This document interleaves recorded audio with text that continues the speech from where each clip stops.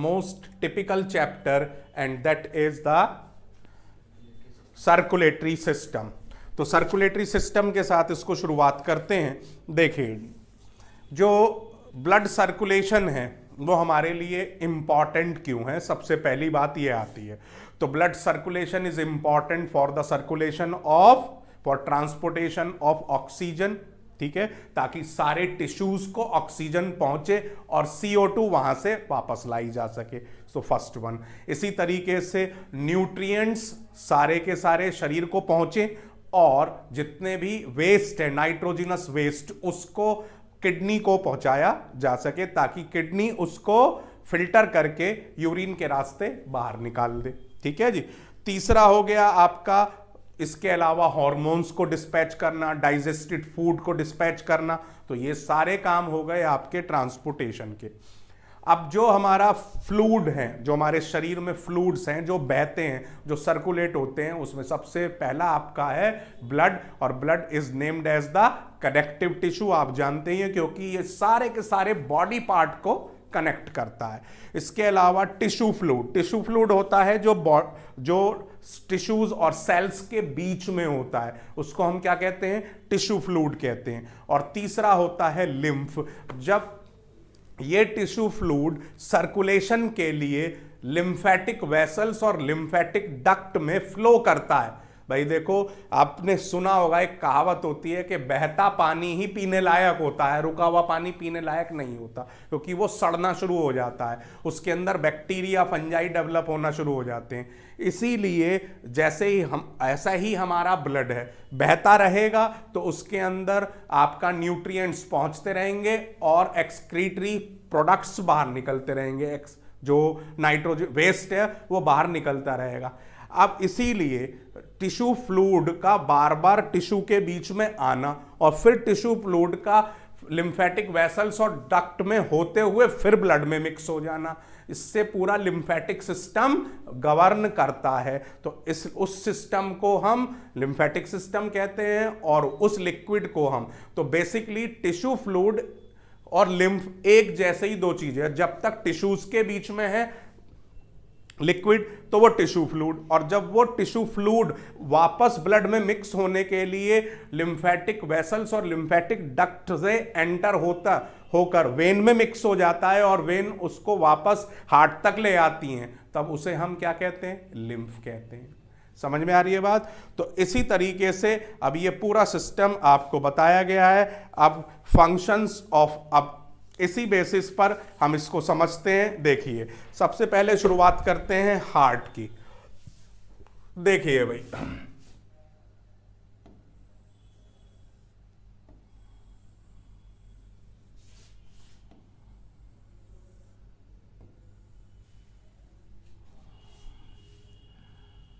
Heart जो होता है हमारा इस तरीके से,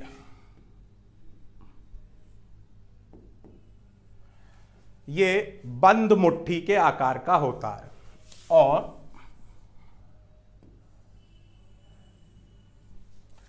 बंद मुट्ठी के आकार का होता है, क्लेंज्ड फिस्ट। इस तरीके से आप अपनी मुट्ठी को बंद कर लेंगे तो ये हार्ट हो गया। ठीक है जी। दूसरा इसकी location, location between two lungs, ठीक है, जस्ट बिहाइंड दिस स्टर्नम। ठीक है, समझ में आ रही है बात। Between two lungs, just behind this breast bone और फ्रंट बोन स्टर्नम, स्टर्नम के पीछे और दोनों लंग्स के बीच में ये हमारी पोजीशन होती है किसकी, हार्ट की। अब यहां पर बड़ी इंपॉर्टेंट बात है कि हम हार्ट के लेफ्ट और राइट को कैसे पहचानेंगे, that's a very important point.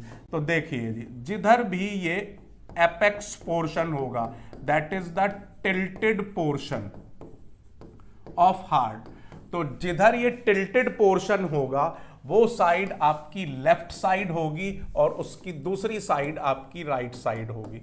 तो सिंपल सी बात ही है। अब इस टिल्टेड पोर्शन की वजह से ही हमें ये मिसकंसेप्शन हो जाता है कि हमारा हार्ट लेफ्ट साइड की तरफ है, जबकि हार्ट की पोजीशन मैंने अभी आपको बताई, that in between two lungs just behind sternum. ठीक है, तो हमें क्यों मिसकंसेप्शन होता है, क्यों भ्रम होता है हमें लेफ्ट होने का, क्योंकि लेफ्ट पर अपेक्स होता है और यहां से धड़कन जो है हमें महसूस होती है, तो इस वजह से हमें ऐसा लगता है कि हार्ट लेफ्ट साइड पर है, बल्कि हार्ट का ये केवल एक छोटा सा हिस्सा एपेक्स केवल टिल्ट होता है लेफ्ट साइड की तरफ। Heart completely middle of the thoracic cavity है, just between two lungs behind the sternum. तो ये एक बड़ा इंपॉर्टेंट क्वेश्चन है जो बोर्ड में खूब पूछा जाता है। अब यहां पर नेक्स्ट आता है भाई, जो हार्ट है उसमें आपका ये एक वर्टिकल सेप्टा होता है, दैट इज अट्रियल सेप्टम, जो कि अपर चैम्बर ऑफ हार्ट को दो पार्ट में बदल देता है, लेफ्ट ऑरिकल और राइट ऑरिकल। तो atrial septum divide upper portion of heart into two chambers, left atrium, right atrium. ठीक है जी। इसी तरीके से एक और लोअर पोर्शन को वर्टिकल सेप्टम, फिर दूसरा है जिसे हम कहते हैं ventricular septum. Ventricular septum, septum का मतलब होता है पार्टीशन। तो ये ventricular septum lower heart portion को दो पार्ट में डिवाइड कर देता है, एक हो जाता है आपका लेफ्ट वेंट्रिकल और एक हो जाता है आपका राइट वेंट्रिकल। तो इस तरीके से लोअर पोर्शन को दो पार्ट में डिवाइड कर दिया वेंट्रिकुलर सेप्टम ने, और अपर पार्ट को डिवाइड कर दिया ऑरिकुलर सेप्टम ने। ठीक है जी। अब इसी तरीके से बीच में एक और सेप्टम होता है जिसे हम कहते हैं अट्रियो वेंट्रिकुलर सेप्टम। अट्रियो वेंट्रिकुलर सेप्टम जो अपनी अपनी तरफ के, यानी कि लेफ्ट साइड की तरफ के लेफ्ट ऑरिकल, लेफ्ट वेंट्रिकल को अलग करता है, और राइट साइड की तरफ के राइट ऑरिकल और राइट वेंट्रिकल को अलग करता है। तो इस तरीके से हमारा पूरा हार्ट चार चैम्बर में बंट जाता है। ठीक है जी। और चार चैम्बर में बांटने के लिए उसको कितने सेप्टम है, कितने पार्टीशन है? तीन, दो वर्टिकल, एक हॉरिजॉन्टल। एक अपर पोर्शन को डिवाइड कर रहा है दो पार्ट में अट्रियल सेप्टम, एक लोअर पोर्शन को डिवाइड कर रहा है वेंट्रिकुलर सेप्टम, और एक आपका अपर और लोअर को ईच साइड डिवाइड कर रहा है, यानी कि लेफ्ट साइड में लेफ्ट ऑरिकल लेफ्ट वेंट्रिकल को, और राइट साइड में राइट ऑरिकल राइट वेंट्रिकल को, और उसे हम क्या कह रहे हैं? अट्रियो वेंट्रिकुलर सेप्टम। ठीक है। तो इस तरीके से human heart that become four chambered, human heart become four chambered, two upper auricles and two lower ventricles। ठीक है जी, समझ में आ रही है बात? अब जो ये ऑरिकल्स हैं, इन ऑरिकल्स को हम रिसीविंग चैम्बर्स भी कहते हैं, रिसीविंग चैम्बर्स। और जो ये वेंट्रिकल्स हैं, these are named as transporting chambers. Transporting chambers, इनको हम क्या कहते हैं? ट्रांसपोर्टिंग चैम्बर कहते हैं। अब ये रिसीविंग चैम्बर्स क्यों हैं? As they receive blood from veins, ये वेन्स से ब्लड रिसीव करते हैं। ऑरिकल्स का काम, ऑरिकल्स में वेन्स आकर खुलेंगी और ये वेन्स से ब्लड को रिसीव कर लेंगे। जो आपके वेंट्रिकल्स हैं, these are transporting chamber as they transport blood from through arteries, ये आर्टरीज के थ्रू ब्लड को ट्रांसपोर्ट कर देते हैं, ये आर्टरीज के थ्रू ब्लड को ट्रांसपोर्ट कर देते हैं। तो इसलिए ये ट्रांसपोर्टिंग चैम्बर, ये ब्लड को रिसीव कर लेते हैं वेन्स के थ्रू, तो इसलिए रिसीविंग चैम्बर। ठीक है जी, समझ में आ गई बात? That is very very important. अब यहां पर एक चीज और आपको ध्यान में रखनी है कि राइट ऑरिकल से राइट वेंट्रिकल में ब्लड जाए और इसी तरीके से लेफ्ट ऑरिकल से लेफ्ट वेंट्रिकल में ब्लड जाए, उसके लिए वाल्व्स होते हैं, जिसे हम कहते हैं, ये कहलाएगा लेफ्ट ऑरिकुलो वेंट्रिकुलर वाल्व और ये कहलाएगा राइट ऑरिकुलो वेंट्रिकुलर वाल्व। एक कहलाएगा आपका लेफ्ट ऑरिकुलो वेंट्रिकुलर वाल्व और दूसरा कहलाएगा आपका राइट ऑरिकुलो वेंट्रिकुलर वाल्व। तो लेफ्ट ऑरिकुलो वेंट्रिकुलर वाल्व और राइट ऑरिकुलो वेंट्रिकुलर वाल्व। अब ये जो वाल्व हैं आपके, ये लेफ्ट वाले को हम बाइकस्पिड वाल्व भी कहते हैं, बाइकस्पिड वाल्व और मिट्रल वाल्व, ठीक है जी। और जो आपका राइट वाला है उसको हम ट्राइकस्पिड वाल्व भी कहते हैं। अब ये कस्प का क्या चक्कर है, इस बात को समझ लीजिए, बड़ा इंपॉर्टेंट पॉइंट है ये। देखिए जी, वाल्व आप समझ लीजिए जैसे कि छतरी, अम्ब्रेला। तो ये अम्ब्रेला शेप के होते हैं इस तरीके से, ठीक है जी। तो ओपनिंग ऑफ और क्लोजिंग, ओपनिंग और closing of valves is opposite to opening और क्लोजिंग ऑफ अम्ब्रेला, ठीक है जी। जैसे अम्ब्रेला, ये बंद है अम्ब्रेला, तो वाल्व खुले हुए हैं, अम्ब्रेला खुल गई, वाल्व बंद हो गए। समझ में आ गई बात? इसलिए मैं कह रहा हूं उल्टी है बिल्कुल ये। अब यहां पर जो ये एक फ्लैप मैंने आपको दिखाया है, ये एक फ्लैप का मतलब है एक कस्प, फ्लैप मतलब ढक्कन, एक फ्लैप एक कस्प। और यहां पर कितने देख रहे हैं आप? 3 फ्लैप। तो इसके पास 3 फ्लैप्स हैं, इसलिए ट्राइकस्पिड, ट्राई यानी कि 3। और यहां पर आप 2 फ्लैप देख रहे हैं, इसलिए ये बाइकस्पिड यानी कि 2 फ्लैप, ठीक है जी। तो इनकी ओपनिंग एंड क्लोजिंग किसके उल्टी है? बिल्कुल छतरी के। जैसे ये अब आपको ट्रायंगुलर फॉर्म में दिख रहे हैं, तो इसका मतलब क्या हुआ कि ब्लड जो है लेफ्ट ऑरिकल या राइट ऑरिकल से किस में आ रहा है? लेफ्ट वेंट्रिकल में या राइट वेंट्रिकल में आ रहा है, ठीक है जी। समझ में आ रही है बात? और जैसे ही ये खुल गए इस तरीके से, फ्लैट हो गए ये, तो इसका मतलब बैक फ्लो इज प्रिवेंटेड। तो वाल्व्स का फंक्शन क्या है? वाल्व्स का फंक्शन ये है कि ये allow blood from auricle to ventricle but prevent back flow from ventricle to auricle.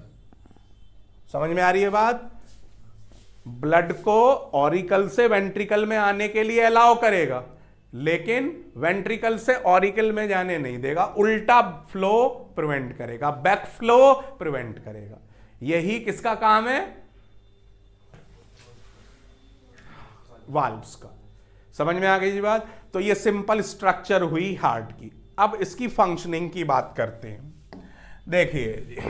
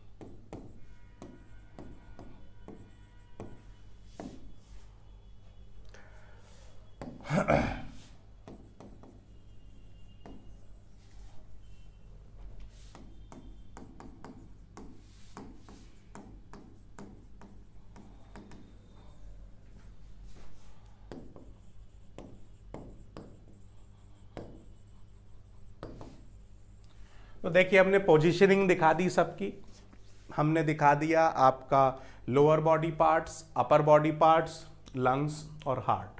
ठीक है जी। अब देखिए बड़ी इंपॉर्टेंट बात जो आपको ध्यान में रखनी है, दैट इज, देखिए राइट वेंट्रिकल से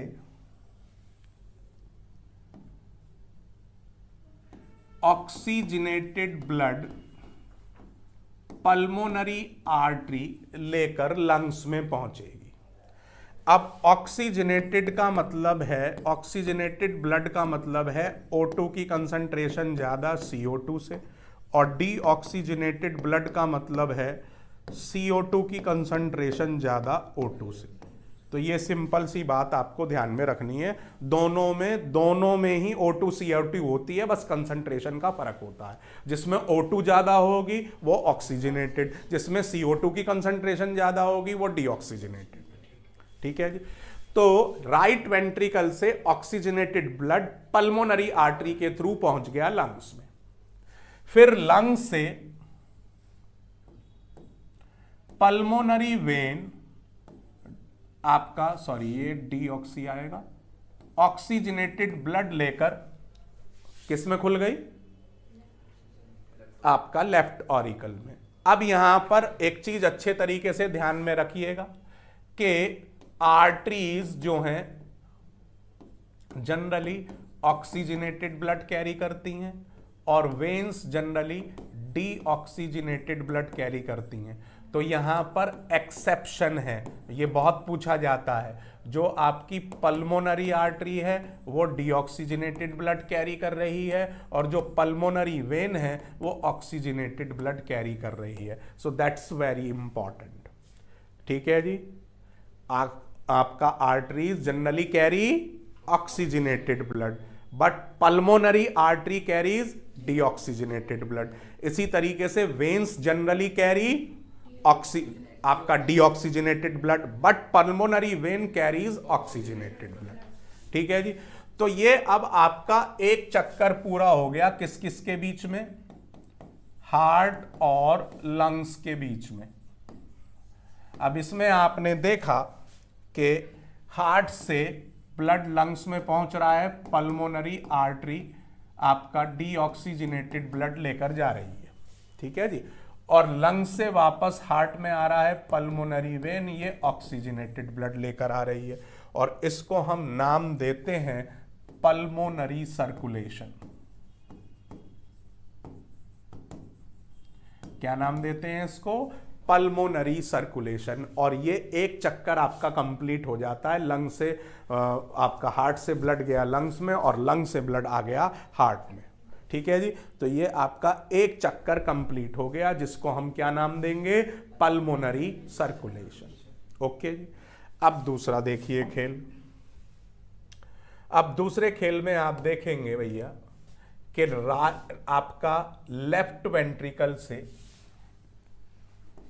हमारे शरीर की सबसे बड़ी आर्टरी निकलती है जिसका नाम है एओर्टा, और ये एओर्टा ब्लड को अपर और लोअर बॉडी पार्ट्स में ले जाती है। इसी तरीके से अपर और लोअर बॉडी पार्ट से वेना कावा वापस ब्लड लेकर आती है। तो लोअर बॉडी पार्ट से इंफीरियर वेना कावा और ऊपर के बॉडी पार्ट से सुपीरियर वेना कावा ब्लड को लेकर राइट ऑरिकल में खुल जाती है। तो यहां से आ रहा है हमारे पास डीऑक्सीजनेटेड ब्लड और ये लेकर जा रही है ऑक्सीजनेटेड ब्लड।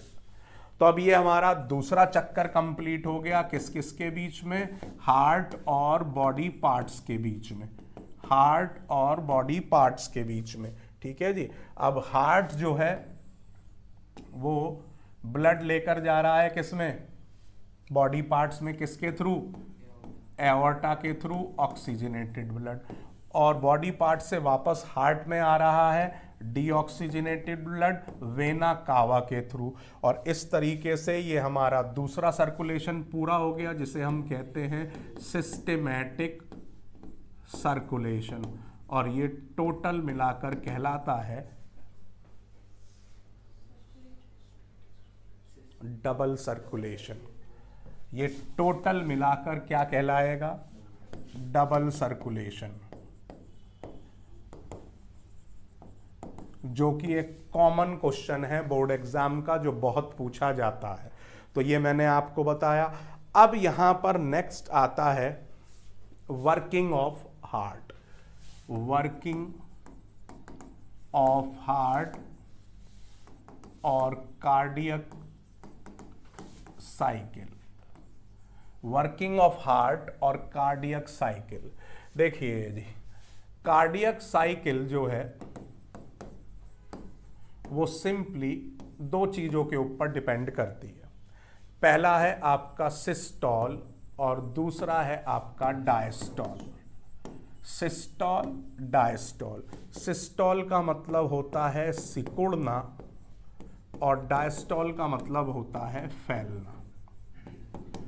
यानी कि सिस्टोल मतलब कॉन्ट्रैक्ट और डायस्टोल का मतलब रिलैक्स और एक्सपेंड। समझ में आ रही है जी बात? तो जब भी आप ये मानकर चलें, सिस्टोल कब होगा? सिस्टोल होगा तब when heart chambers contract to transport blood from auricles to ventricles or ventricles to arteries।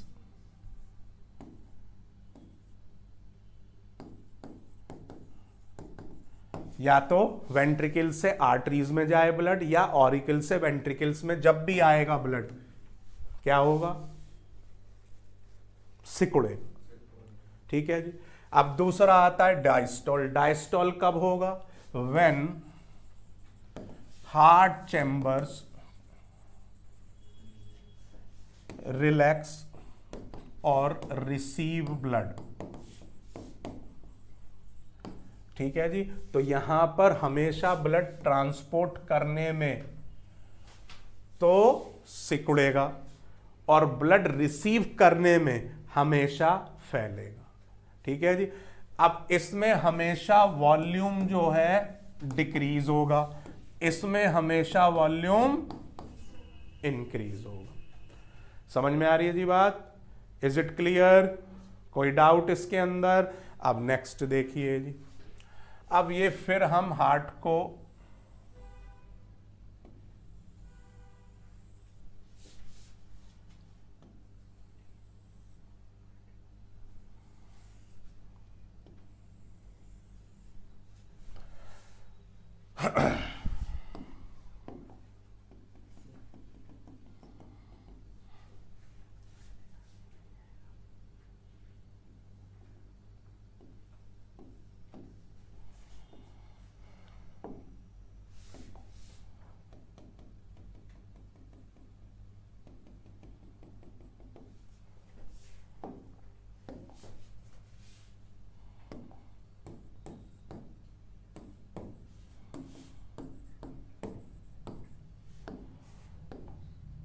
अब बड़े ध्यान से समझिए जी, हम कहाँ से शुरू करेंगे?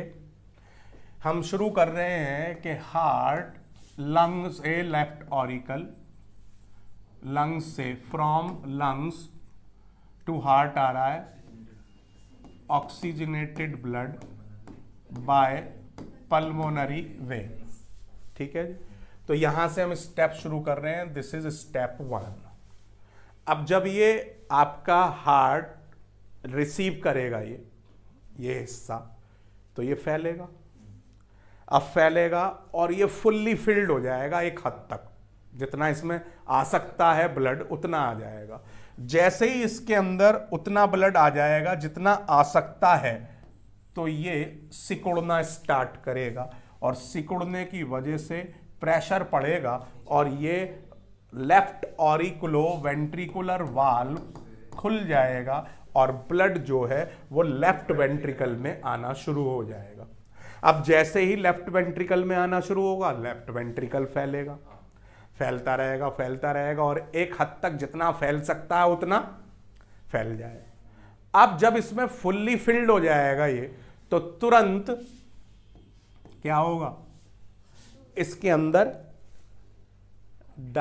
या सिस्टोल होना स्टार्ट होगा, और सिस्टोल होने पर क्या होगा, ब्लड जब ऊपर की तरफ उछाले मारेगा तो ये लेफ्ट वेंट्रिकल बंद हो जाएगा। लेफ्ट और राइट वेंट्रिकल क्या हो जाएंगे, बंद, क्योंकि इधर से तो ये एओर्टा में जाना शुरू होगा और इधर से पल्मोनरी आर्टरी के थ्रू लंग्स को जाना शुरू होगा। ठीक है जी। तो अब ऐसी स्थिति में जैसे ही ये जाना शुरू होगा इसमें इधर एओर्टा में, तो तुरंत ये दोनों बाइकस्पिड और ट्राइकस्पिड वाल्व बंद हो जाएंगे, और इनके बंद होते ही पहली हार्ट साउंड प्रोड्यूस होगी, लब। समझ में आ रही है बात? पहली हार्ट साउंड प्रोड्यूस होगी लब। ठीक है जी। अब इसी तरीके से तीसरे में क्या होगा, यहां से वेना कावा के थ्रू ब्लड आना स्टार्ट हो गया। अब जब ब्लड आना स्टार्ट हो गया तो ये ब्लड जबरदस्त तरीके से क्या होगा, भरेगा भरेगा भरेगा, डायस्टोल होगा डायस्टोल होगा डायस्टोल होगा। एक समय पर ऐसा आएगा कि ये फुल्ली फिल्ड हो जाएगा। जैसे ही ये फुल्ली फिल्ड हो जाएगा ये सिकुड़ना शुरू करेगा, और जैसे ही ये सिकुड़ेगा तो ब्लड राइट ऑरिकल से लेफ्ट वेंट्रिकल में आना शुरू हो जाए, राइट वेंट्रिकल में। अब जैसे ही ये राइट वेंट्रिकल में आना शुरू होगा तो सेम वही स्थिति होगी। अब ब्लड ये यहां से सिकुड़ना शुरू करेगा। अब सिकुड़ते ही क्या होगा, फिर प्रेशर पड़ेगा इसके ऊपर, और फिर ब्लड किस में चला जाएगा, पल्मोनरी आर्टरी के थ्रू लंग्स में चला जाएगा। समझ में आ रही है जी बात? अब ऐसी स्थिति में दोनों बार ब्लड पीछे आने की कोशिश करेगा, क्योंकि प्रेशर यहां पर घटेगा, क्योंकि ये ब्लड रिसीव करना स्टार्ट कर देंगे। अब जैसे ही रिसीव होना, तो यहां पर भी इनके ओरिजिनेशन पॉइंट पर भी एक वाल्व होते हैं, दोनों के ही, पल्मोनरी आर्टरी के भी और उधर एओर्टा के भी। इसे कहते हैं हम सेमी ल्यूनर वाल्व। और ये सेमी ल्यूनर वाल्व क्या होता है, अर्धचंद्राकार होता है, आधे चांद की तरह। ठीक है जी। और तुरंत ये बैक फ्लो को रोकता है ये भी, कि एओर्टा से वापस ब्लड लेफ्ट वेंट्रिकल में ना आ जाए और पल्मोनरी आर्टरी से ब्लड वापस राइट वेंट्रिकल में ना आ जाए। और उस वक्त सेकंड साउंड प्रोड्यूस होती है जिसे हम कहते हैं डब। समझ में आ रही है बात? और इस तरीके से ये हमारा सर्कुलेशन होता रहता है, जो किसके ऊपर डिपेंड करता है, डायस्टोल और सिस्टोल के ऊपर। तो एक कार्डियक साइकिल के 3 मेन स्टेप हो गए। पहला जॉइंट डायस्टोल, जब चारों के चारों चैम्बर, ऑल 4 चैम्बर्स इन रिलैक्स स्टेट। ठीक है जी। दूसरा हो गया आपका वेंट्रिकुलर सिस्टोल। ठीक है जी। जब आपका वेंट्रिकल्स सिकुड़ेंगे तो उस टाइम पर ऑरिकल्स डायस्टोल में होंगे, ये फैलेंगे। ठीक है जी। और तीसरा होगा आपका वेंट्रिकुलर डायस्टोल। इसके अंदर वेंट्रिकल फैलेंगे तो ऑरिकल्स